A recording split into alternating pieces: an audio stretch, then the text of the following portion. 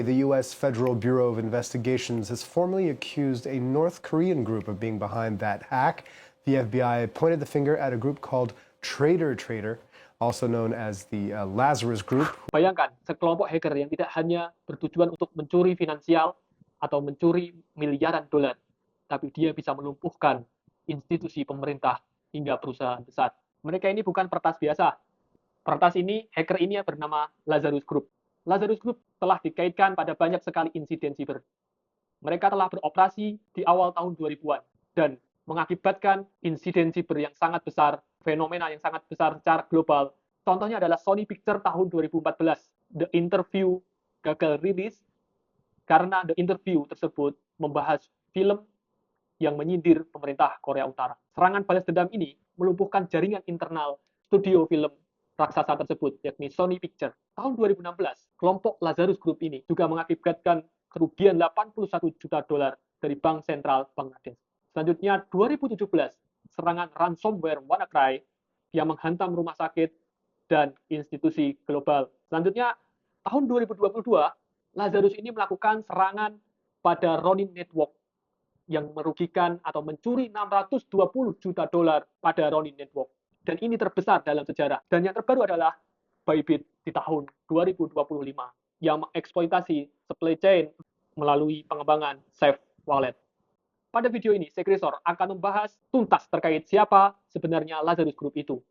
Bagaimana teknik hacking yang mereka gunakan, bagaimana mereka menggunakan manipulasi social engineering, untuk membobol suatu sistem informasi. Dan yang terakhir kita akan membahas apa yang bisa kita pelajari dari kelompok hacker Lazarus Group ini. Siapa itu Lazarus Group?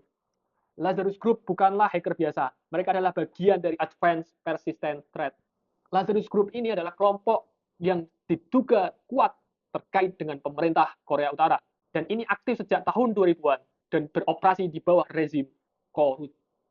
Tujuan utama adalah untuk mendanai rezim pemerintahan Korea Utara dan untuk pendanaan nuklir yang dimiliki oleh Korea Utara.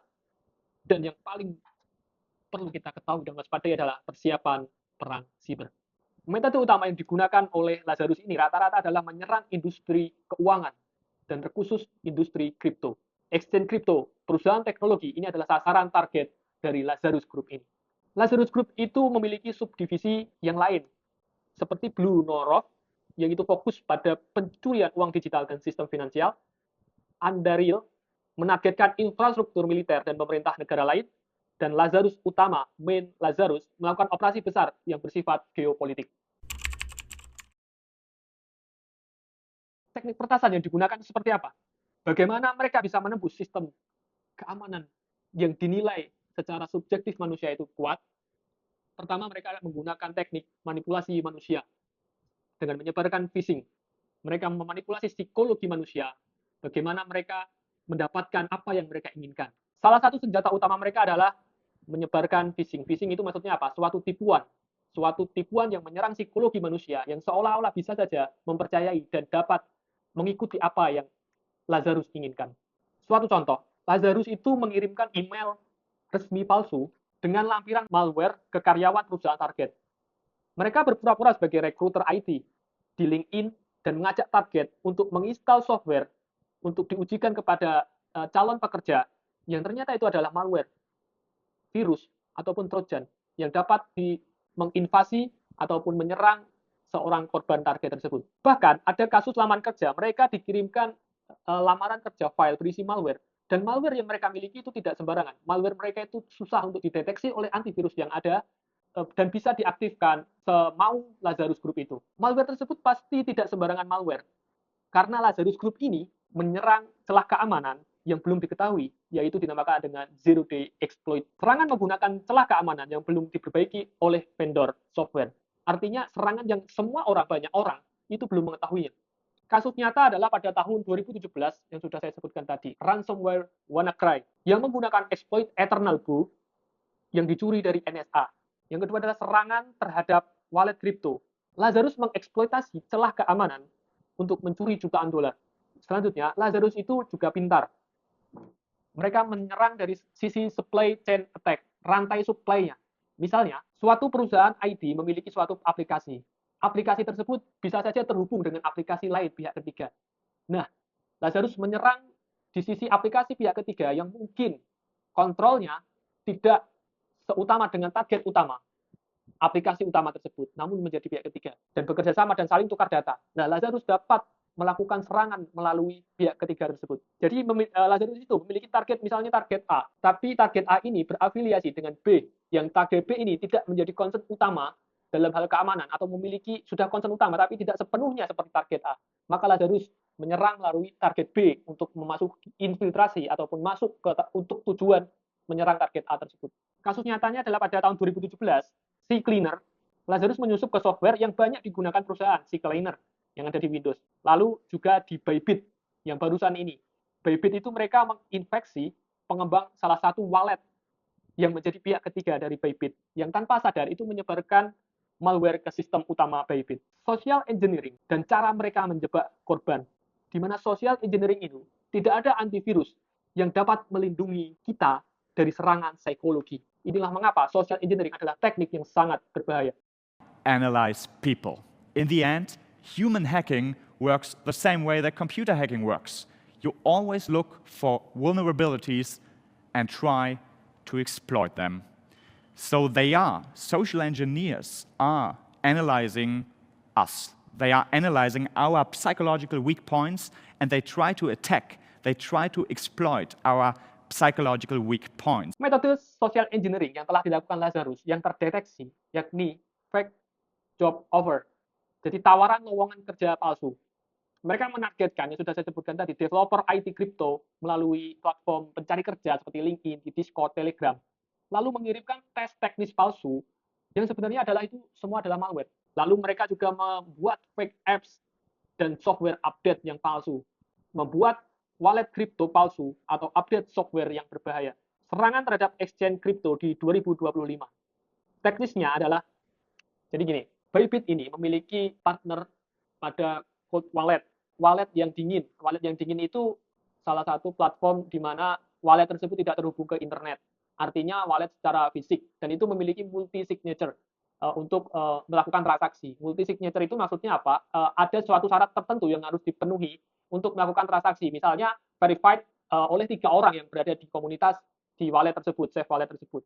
Namun, pinternya Lazarus ini, mereka dapat masuk ke safe wallet tersebut.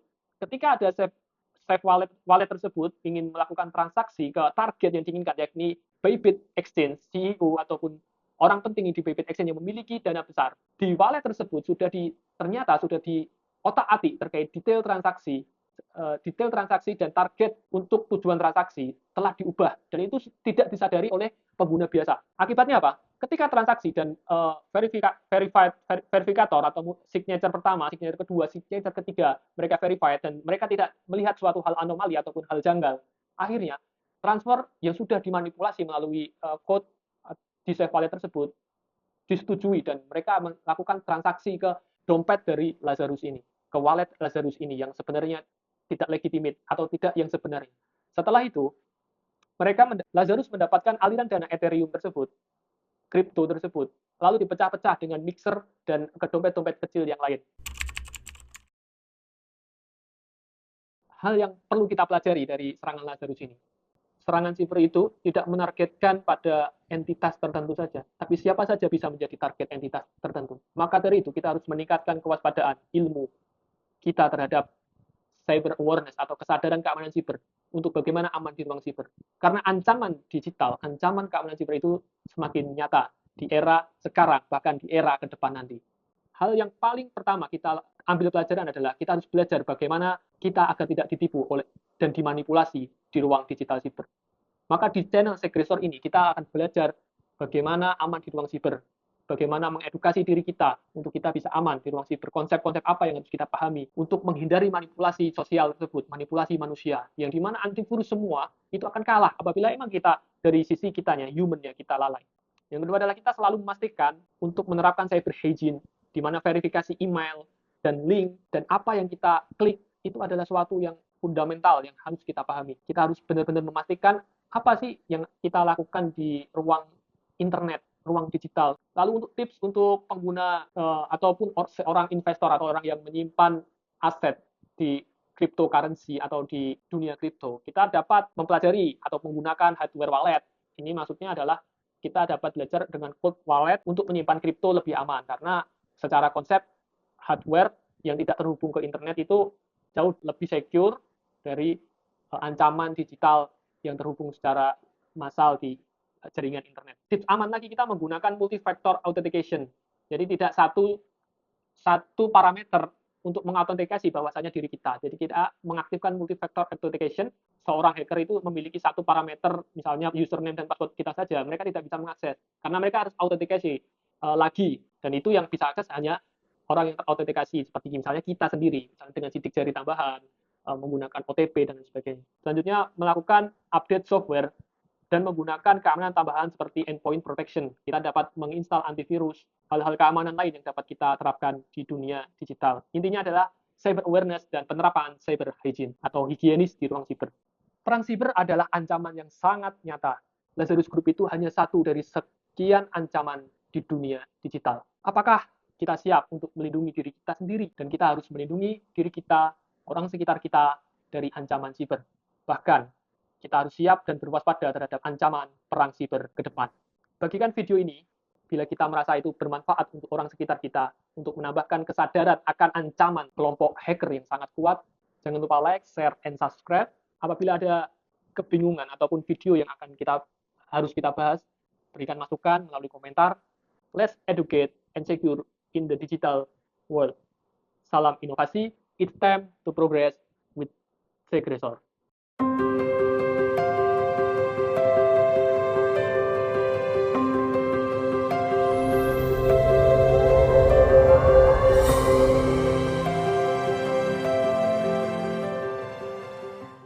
you